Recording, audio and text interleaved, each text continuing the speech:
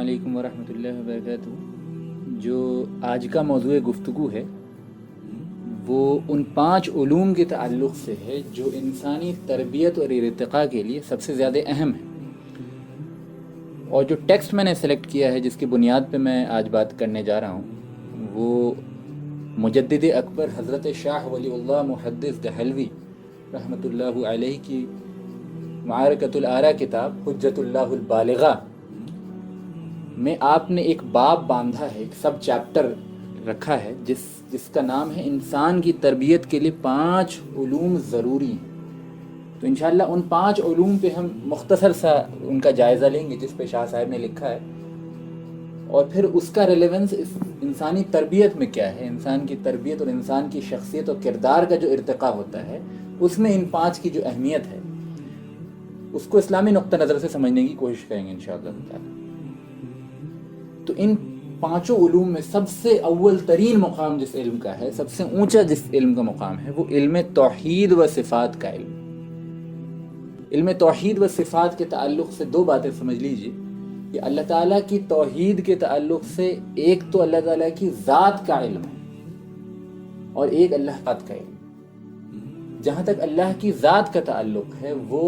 وراء الورا چیز ہے، یعنی انسانی عقل، انسانی گمان جو ہے وہ اللہ کی ذات تک پہنچ نہیں سکتا، کسی صورت میں نہیں پہنچ سکتا۔ گویا اللہ کی ذات اتنی بلند ہے کہ ہماری کوئی امیجنیشن، ہماری کسی بھی چیز سے اس کو مماثلت دینا، کسی بھی طریقے پہ اس کو سمجھنے کی کوشش کرنا گویا کہ گمراہی کا ذریعہ بن جائے گی۔ اس لیے اللہ تعالیٰ نے، رسول اللہ صلی اللہ علیہ وسلم نے اور ہمیشہ سے علماء اہل سنت نے کبھی بھی اللہ کی ذات کو سمجھنے پہ توجہ نہیں دی، بلکہ اللہ کو اگر سمجھنا ہے تو اس کے نام و صفات کے واسطے سے سمجھنا ہے۔ گویا کہ ہمارا جو اللہ تعالیٰ سے تعلق ہے وہ اس کی صفات کے راستے سے، اللہ کی صفت رحمت ہے، اللہ کی صفت غضب ہے نا، اللہ کی صفت علیم ہے۔ تو یہ جو صفات ہیں اللہ تعالیٰ کی، وہ ان کا علم، ان کی معرفت، ان کی سمجھ، در حقیقت یہ تمام علوم کی، جتنے بھی علم دنیا کے اندر موجود ہیں، ان تمام علوم کی معراج جو ہے، ان کی چوٹی جو ہے وہ اللہ کی صفات کا علم ہے۔ گویا کہ انہی صفات کے ذریعے ایک بندے کو اپنے خالق کی معرفت حاصل ہوتی ہے، جو کہ انسان کی پیدائش کا اصل مقصد ہے۔ رہی بات ذات کی، تو اس سے بہروری جو ہے، اس کا ادراک انسانی عقل و فہم میں ممکن نہیں ہوتا ہے۔ لیکن صفات کا بھی جہاں تک تعلق ہے وہ بھی اپنی اصل کے اعتبار سے انسانی سمجھ میں نہیں آ سکتی۔ انسان اس کا احاطہ اپنے علم کے ذریعے، اپنی عقل کے ذریعے نہیں کر سکتا۔ لہذا سمجھا جائے کہ مگر ذات و صفات کا علم جو ہے وہ دقیق ترین علم ہے، کیونکہ انسان معنویات کو بھی محسوسات کے ذریعے سمجھنے کا عادی ہے۔ لہذا اللہ کی صفات کو بھی انہی چیزوں کے ذریعے سمجھا جا سکتا ہے، عقل کے انہی ایسپیکٹ کے ذریعے سمجھا جا سکتا ہے جس کو محسوس کیا جائے۔ تو ذات و صفات وراء الورا ہیں، محسوسات سے ان کی کوئی مشابہت نہیں، پھر بھی انسان سمجھے تو کیسے سمجھے؟ اس لیے اللہ تعالیٰ نے مثالوں کے ذریعے جو ہے اپنی صفات کو سمجھانے کی کوشش کی ہے، اور انسانی عقل اور ادراک میں جو چیزیں آ سکتی تھیں انہی صفات کا اللہ نے ذکر کیا۔ اس کا ہرگز یہ مطلب نہیں ہے کہ اللہ کی صرف وہی صفات ہیں جو اللہ نے قرآن و سنت میں بیان کی ہیں، بلکہ بہت سی ایسی صفات ہیں جن کا علم جو ہے اور جن کی سمجھ ہماری عقلیں جن کا احاطہ نہیں کر سکتی، وہ بھی اللہ کی حقیقی صفت ہے، لیکن ان کا علم کسی کو نہیں۔ تو یہ چیز ہے جو سب سے زیادہ ضروری ہے، اور اصل توحید کی بنیاد ہی یہی ہے۔ انسان کے دل میں جو اللہ کی محبت پیدا ہوتی ہے، اللہ کی معرفت پیدا ہوتی ہے، اللہ کا یقین پیدا ہوتا ہے، اللہ کی عظمت کا احساس پیدا ہوتا ہے، یہ در حقیقت اللہ کی صفات کے علم اور اس کے انٹرنلائزیشن کے ذریعے ہوتا ہے۔ یعنی اگر بندے کو یہ معلوم نہیں ہو کہ اللہ تعالیٰ کے کیریکٹرسٹک ایسپیکٹ کون کون سے ہیں، اللہ تعالیٰ اگر رحیم ہے تو کیسے رحیم ہے، اللہ تعالیٰ اگر رحمان ہے تو کیسے رحمان ہے، اللہ تعالیٰ اگر غفور ہے تو کیسے ہے، اللہ تعالیٰ اگر انتقام لینے والا ہے تو کیسے ہے، ٹھیک ہے، پھر اللہ تعالیٰ اگر عدل کرنے والا ہے تو اللہ کے عدل کا مطلب کیا ہے۔ گویا کہ اس پوری نظام کائنات پہ غور و فکر کر کے، اسٹڈی کر کے بھی انسان کہیں نہیں پہنچ سکتا اگر وہ اللہ تعالیٰ کی چند اہم صفات سے واقف نہیں ہو۔ لہذا انسانی تربیت کے لیے اور انسان کو انسان بننے کے لیے اور اس روح کے ارتقاء کے لیے، اس روح کو اس کائنات کے ساتھ ہم آہنگ بنانے کے لیے سب سے زیادہ جو ضروری شے ہے وہ اللہ کی صفات کا علم۔ یہی وجہ کہ ہم جانتے ہیں کائنات کی ہر شے جو ہے زبان حال سے اور زبان قال سے بھی اللہ تعالیٰ کی جو ہے تسبیح بیان کر رہی ہے، اللہ کی تعریف اپنے اپنے انداز میں بیان کرتی ہے، چاہے وہ پہاڑ ہوں، چاہے سیارے ہوں، چاہے ستارے ہوں، چاہے سورج ہو، چاہے چاند ہو، چاہے ان گنت جو چیزیں اللہ تعالیٰ نے آسمان و زمین میں پیدا کی ہیں جن کا علم ہمیں نہیں ہے، وہ سب اپنے طریقے پہ اللہ تعالیٰ کی تسبیح بیان کرتی ہیں۔ گویا کہ یہ کائنات جو ہے، یہ کاسمک میوزک جو ہے اس یونیورس کے اندر، وہ گویا اللہ کی تعریف ہے، اور وہ اللہ کی تعریف کے ساتھ انسانی جو نسل ہے اس کی مطابقت، اور اس کاسمک میوزک کے ساتھ اس کی مطابقت تب ہو سکتی ہے جب انسان بھی اللہ تعالیٰ کو اس طریقے پہ کم سے کم پہچان لے جس طریقے پہ اللہ نے پہچاننا ہمارے لیے فرض کیا ہے، گویا صفات باری تعالیٰ کے ذریعے۔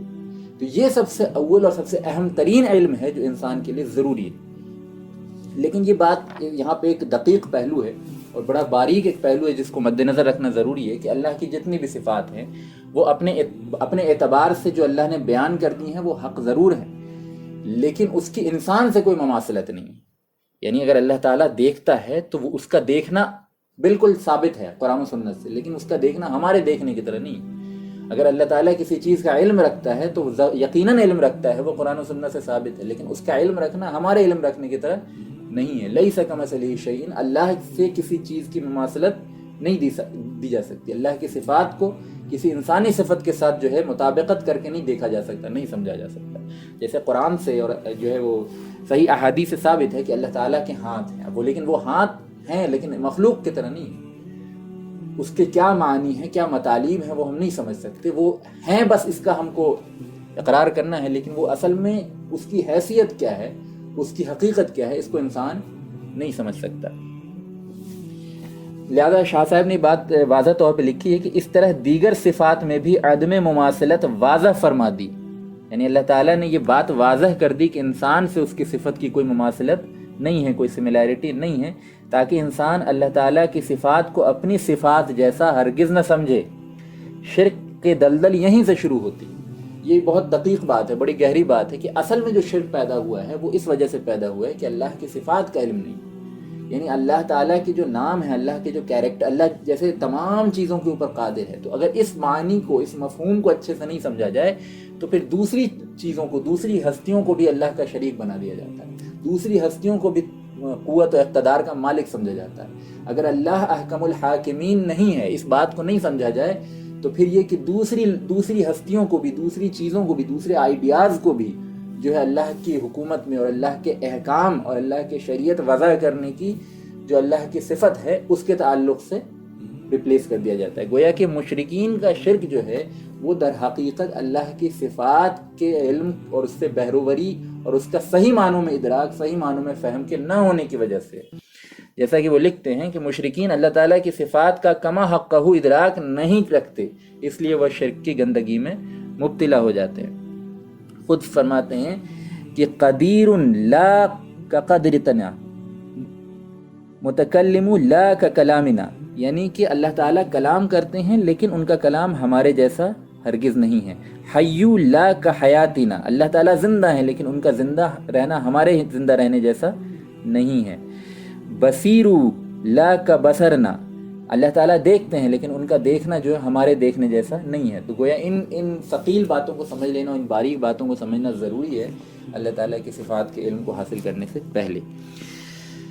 اب آئیے دوسری بات کی طرف چلتے ہیں۔ دوسری چیز جو شاہ صاحب کہتے ہیں وہ ہے علم العبادات، یعنی اللہ تعالیٰ کی عبادت کس طریقے پہ کی جائے۔ یہ اصل میں دوسرا سب سے اہم علمی موضوع ہے جو انسان کے لیے بہت ضروری ہے۔ گویا کہ نماز کے فرائض کیا کیا ہیں، نماز کی سنتیں کیا کیا ہیں، روزے کے فرائض کیا کیا ہیں، کن کن چیزوں سے روزہ ناقص ہوتا ہے۔ گویا اللہ تعالیٰ نے جتنی چیزیں بندوں کے اوپر فرض کی ہیں اور جتنی چیزیں حرام کی ہیں ان کی بیسک ڈیٹیلز کا علم جو ہے وہ دوسرے لیول پہ سب سے زیادہ ضروری ہے۔ تو گویا وضو کے فرائض، ٹھیک ہے، اور روزوں کے فرائض، اور جو صاحب نصاب ہیں ان کو زکوٰۃ کا علم سمجھنا، ان چیزوں کا علم حاصل کرنا بیسک لیول پہ فرض ہے۔ اگر آپ خود نہیں سیکھ سکتے، اتنی صلاحیت نہیں ہے، تو آپ علماء سے پوچھ کے ان چیزوں کو اپنی ضرورت کے مطابق سیکھ لیں۔ یہ بھی جو ہے وہ انسانی تربیت کے لیے سیکنڈ لیول پہ، سیکنڈ کیڈر پہ، جس کو کہہ سکتے ہیں سیکنڈ ٹیئر، جو علوم کی جو سیکنڈ ٹیئر ہے اس میں یہ چیز آتی ہے۔ تیسری چیز جو اہم ہے، تیسرا علم جو سب سے اہم ہے وہ ہے علم الارتفاقات، اصل میں یہ ایک ٹرمینالوجی ہے جو شاہ صاحب اپنی کتابوں میں استعمال کرتے ہیں. اس کا سادہ مطلب یہ ہے کہ جو نفع بخش علوم ہے دنیا کے اندر، نفع بخش تدبیریں ہیں دنیا کے اندر، جس انسان کی زندگی دنیاوی جو ہے صحیح طریقے سے گزر سکے، یہ بھی اصل میں علم نافع جس کو احادیث میں کہا گیا ہے، یہ بھی اصل میں ضروری ہے انسان کی زندگی گزارنے کے لیے. اور اس میں وہ تمام چیزیں آ جاتی ہیں جو انسان کسب معاش کے لیے حاصل کرتا ہے. گویا کہ آپ نے جو پڑھائی کی ہے انجینئرنگ کی، یا آپ نے جو ہے وہ گریجویشن کیا ہے آرٹس میں، یا آپ نے کوئی سافٹ ویئر اسکل سیکھی ہے، یا آپ نے کوئی زبان سیکھ رکھی ہے جس کے ذریعے آپ اپنی دنیاوی جو ہے وہ آمدنی چلاتے ہیں، تو یہ گویا کہ وہ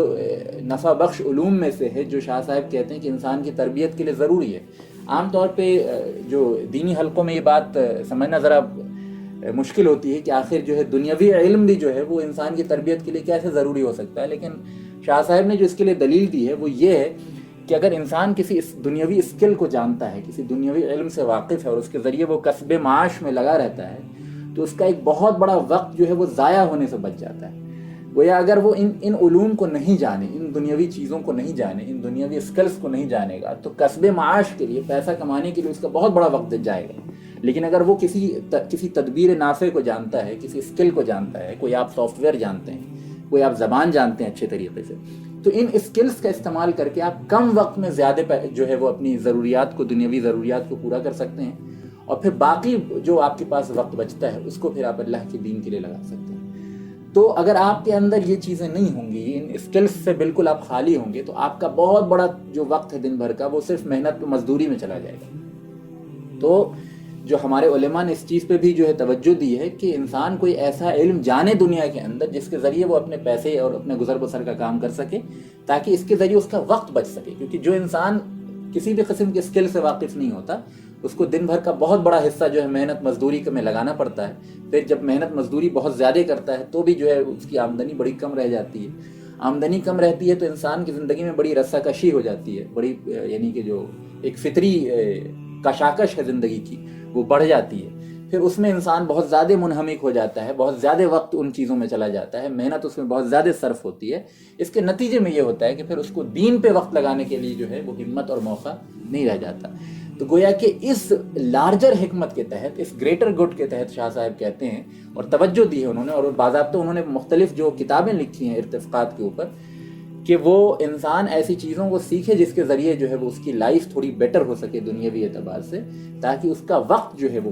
اصل وقت جو ہے وہ دینی علوم میں اور دینی کام میں صرف ہو سکے. چوتھی چیز جو ہے وہ ہے جس کو کہتے ہیں علم المخاصمہ، یعنی استدلال کا علم. چوتھا جو ضروری علم ہے. اب دیکھیں، آپ دیکھتے جائیں کہ جو یہ کیٹیگرائزیشن ہے وہ نیسیسٹی کے بیسس پہ سب سے زیادہ ضروری جو علم ہے انسانی وجود کے لیے وہ اللہ کی صفات کا، اللہ کی ذات کا علم. گویا کہ اللہ تعالیٰ کی معرفت سب سے بڑی ضرورت ہے. دوسری ضرورت جو بتائی، جو دوسرے لیول پہ، دوسرے ٹیئر پہ جس علم کو رکھا ہے، وہ علم عبادات کے تعلق سے ہے، حرام و حلال کے تعلق سے. گویا کہ شریعت کے بیسک احکام سے واقفیت جو ہے یہ دوسرے لیول پہ سب سے زیادہ ضروری ہے. تیسرے لیول پہ اب جو ہے وہ شفٹ ہوا ہے معاملہ، اور وہ ان دنیاوی علوم اور ان دنیاوی اسکلز کے تعلق سے جس سے انسان اپنی دنیاوی زندگی جو ہے گزر بسر کر سکے. اب چوتھے لیول پہ وہ بات آتی ہے جو ہر کسی کے لیے ضروری نہیں ہے، لیکن اگر تربیت کامل ہونی ہے اور شخصیت و کردار کا مکمل ارتقاء ہونا ہے تو پھر یہ چوتھی چیز بھی بڑی اہم ہو جاتی ہے. وہ ہے علم المخاصمہ. علم المخاصمہ کہتے ہیں اپنی بات کو ثابت کرنے کے لیے، استدلال کے لیے، ڈیبیٹس اینڈ آرگیومنٹیشن کے لیے، اپنی بات کو پروف کرنے کے لیے جو صحیح طریقے کی صلاحیت درکار ہوتی ہے، وہ اصل میں یہ علم ہے. اب یہ علم اللہ تعالیٰ ہر کسی کو نہیں دیتا. بعض لوگوں کو لگتا ہے کہ وہ بڑی اچھی بحث کرتے ہیں، لیکن وہ صرف جو ہے کٹ حجتی کرتے ہیں. یہ جو دلیل دینے کا علم ہوتا ہے یہ بہت کم لوگوں کو ہوتا ہے. اللہ تعالیٰ بہت کم لوگوں کو یہ صلاحیت دیتا ہے کہ اپنی آرگیومنٹیشن اسکل سے وہ مختلف قسم کے لوگوں کو اپنی بات سے قائل کر سکیں. لہٰذا جو انسان کی تربیت ہے اور انسان کے کردار کی مضبوطی میں چوتھے ٹیئر کا علم ہے، وہ علم ہے، وہ استدلال کا علم ہے، دلائل دینے کا علم ہے. اور قرآن کریم میں بھی آپ مختلف مقامات پہ دیکھتے ہیں کہ اللہ تعالیٰ نے جو ہے مشرکین کی باتوں کا رد کیا ہے، منافقین کی باتوں کا رد کیا ہے، یہود و نصارہ کی باتوں کا رد کیا ہے، اور بعض اوقات میں ایتھیسٹک آرگومنٹ جو ہیں ان کا بھی رد کیا ہے. اور جو رد کرنے کا اللہ تعالیٰ کا طریقہ ہے مختلف گروہوں کے ساتھ وہ مختلف رہا، ان کی اپنی کمزور پہلوؤں کو سمجھتے ہوئے. ظاہر ہے کہ جو ایک کہاوت ہے کہ لوہا لوہے کو کاٹتا ہے، لہٰذا سامنے والے کی دلیل اور استدلال کو سمجھ کے سامنے والے کی دلیل اور استدلال کو ہی کاٹا جا سکتا ہے۔ لہٰذا قرآن میں بھی آپ آیات دیکھتے ہیں، ایسی آیات جو کہ مختلف صورتوں میں، مختلف سچویشنز میں، مختلف قسم کے لوگوں کے مختلف اعتراضات کو مختلف انداز میں سالو کرتی ہے۔ گویا یہ وہ علم ہے جو ہر کسی کے لیے ضروری نہیں ہے، لیکن انسان کے کردار کی مضبوطی کے لیے، اس کے علم کے پختگی کے لیے یہ چیز بہت ضروری ہے۔ اب پانچویں بات آتی ہے، پانچویں بات پہ ذرا میں چاہوں گا کہ آپ لوگ توجہ دیں، وہ ہے نصیحت کرنے کا علم، یعنی وعظ جس کو کہتے ہیں، کسی کو اپنی بات سمجھانے کا علم۔ اس سے چوتھی چیز جو تھی وہ استدلال کا علم تھی، یعنی لاجیکل آرگومنٹیشن کے اسکل۔ اور پانچویں چیز جو ہے وہ لاجیکل آرگومنٹیشن نہیں ہے، سامنے والے پہ اپنی تاثیر قائم کرنے کا علم۔ اور تاثیر قائم جو ہے وہ بحث اور مباحثے کے ذریعے نہیں ہوتی، وہ دل جیت کے ہوتی، وہ دل کو نرم کر کے ہوتی۔ پتھر سے پتھر دل جو ہوتے ہیں، لوہے سے زیادہ سخت دل بھی جو ہوتے ہیں، ان کو بھی نرم کیا جا سکتا ہے اچھی باتوں کے ذریعے اور اللہ کی توفیق سے۔ تو جو نصیحت کا علم ہے وہ تین باتوں پہ بیسڈ ہونا چاہیے، جیسا کہ شاہ صاحب کہتے ہیں کہ وہ تین باتوں کے ذریعے ہی نصیحت کی جانی چاہیے، اس کے علاوہ کسی چوتھی بات کی جو ہے نصیحت کے لیے ضرورت نہیں ہے۔ اور میں سارے جو بھی لسنرز ہیں، میں چاہوں گا کہ وہ توجہ سے ان تین باتوں کو اپنے ذہن میں محفوظ کریں، اور تمام نصیحت کے طریقے انہی تین باتوں کے اندر آ جائیں گے۔ تو پہلی چیز ہے علم تذکیر بآلاء اللہ، یعنی نصیحت ایسی چیزوں کے ذریعے کی جائے جو اللہ کی نشانیوں سے تعلق رکھتی ہیں۔ مثلا پیڑ پودے کے بارے میں آپ ڈسکشن کر رہے ہیں، آپ انسانی جسم کے اندر جو آرگنس ہیں، انسانی جسم کے اندر جو کمپلیکیشنز ہیں، انسانی جو یعنی اللہ تعالیٰ نے جو بہترین اسٹرکچر بنایا ہے، پھر یہ کہ آپ آس پاس دیکھیں، پہاڑ ہیں، زمین ہے، پھر مختلف کیڑے مکوڑے ہیں، جانور ہیں، ان کے کھانے کا اللہ نے جو انتظام کیا ہے، پورے ایکولوجیکل سسٹم جو ہے، پھر یونیورس کے اندر اللہ تعالیٰ نے جو انگنت ستارے اور سیارے اور سورج و چاند پیدا کیے ہیں، اور عظیم الشان جو اللہ کی خلقت ہے، اور چھوٹے سے چھوٹے ذرے کے اندر جو ہے پوری کی پوری کائنات ہے، اور پھر یہ پوری کی پوری کائنات اپنے آپ میں ایک ذرے کے مانند ہے اللہ کی تمام تخلیقات کے مقابلے میں۔ گویا کہ ان چیزوں کے ذریعے اگر بندوں کو اللہ کی طرف جوڑنے کی کوشش کی جائے، اللہ کی نشانیوں کے ذریعے، اللہ کی قدرت کے ذریعے، اللہ کی تخلیقات پہ جو ہے نشاندہی کر کے ان پہ غور و فکر کرا کے اللہ سے کنیکٹ کیا جائے، اللہ کی معرفت کا احساس دلایا جائے، تو اس قسم کی نصیحت کو کہا جاتا ہے علم تذکیر بآلاء اللہ۔ دوسرا طریقہ ہے نصیحت کا، وہ ہے علم تذکیر بایام اللہ، یعنی تاریخ میں جتنے بڑے بڑے واقعات ہوئے ہیں، انبیاء علیہ السلام کے واقعات ہیں، قرآن جو ہے مختلف مقامات پہ سیدنا یوسف علیہ السلام کے واقعات بیان کرتا ہے، سیدنا موسیٰ علیہ السلام کے واقعات بیان کرتا ہے، ابراہیم علیہ السلام کے واقعات بیان کرتا ہے، اہل حق اور اہل باطل کے درمیان تصادم جو ہوا ہے اس میں اللہ تعالیٰ نے اہل حق کی کیسے مدد کی اور کیسے کیسے آزمائشیں ہوئی ہیں، ان ساری چیزوں کا ایک ڈیٹیلڈ، اور جو یہ ایک علیحدہ موضوع ہے، ظاہر ہے کہ یہاں پہ میں اس پہ بہت تفصیل سے نہیں جا سکتا، لیکن بس سمجھ لیجیے قرآن میں جو قصص بیان کیے گئے ہیں، جو واقعات بیان کیے گئے ہیں، ان کے ذریعے بھی جو نصیحت کی جانی چاہیے، اور یہ بھی نصیحت کا ایک بہت اہم اور یوں سمجھ لیجیے کہ اہم ترین پہلو ہے۔ اور تیسری چیز ہے وہ ہے علم تذکیر البرزخ والحشر، یعنی کہ جو تذکیر کی جائے، نصیحت کی جائے، وہ آخرت کے تعلق سے کی جائے، کہ جنت و جہنم کا بیان کیا جائے، عذاب قبر کا، اور اللہ تعالیٰ کی جو آخرت کی نعمتیں ہیں اور اللہ کی آخرت کے جو عذاب ہیں، محشر کا جو ایک ماحول ہے، یعنی قیامت کے تعلق سے جو ہے وہ باتیں یاد دلا کے لوگوں کو نصیحت کی جائیں۔ تو یہ تین اہم ایسپیکٹ ہیں جن کے ذریعے اگر نصیحت کی جائے تو دلوں پہ اثر ہونے کے چانسز زیادہ ہوتے ہیں اللہ کی توفیق سے، اور تمام طرح کی نصیحت جو ہوتی ہیں وہ انہی تین کیٹیگریز کے اندر آ سکتی ہیں۔ اگر ان تین پہلوؤں کے علم کو انسان جو ہے اس پہ اچھی دسترس حاصل کر لے اور اپنے جو انداز استدلال کو اچھا کر لے تو نصیحت کا یہ پہلو جو ہے وہ کور ہو جائے گا۔ اور یہ پانچ اصل میں علم تھے جو انسانی تربیت اور اس کے ارتقاء کے لیے اور کردار کی مضبوطی کے لیے اہم ترین ہیں، اور میں نے چاہا کہ یہ بات جو ہے وہ یہ چونکہ بہت اہم مضمون ہے اور علم کے تعلق سے، تو میں نے چاہا کہ یہ بات آپ کے سامنے رکھ دوں۔ شارٹ میں سمجھ لیجئے تو سب سے پہلا جو سب سے ضروری علم ہے وہ علم صفات باری تعالیٰ، دوسرا علم العبادات یعنی عبادت کے تعلق سے جتنے علوم ہیں، حرام و حلال کے تعلق سے بھی اسی ضمن میں آ جائیں گے۔ تیسری چیز ہے کہ دنیاوی اعتبار سے جو بھی نفع بخش علوم ہیں جن کے ذریعے آپ جو ہے اپنی زندگی گزار سکتے ہیں،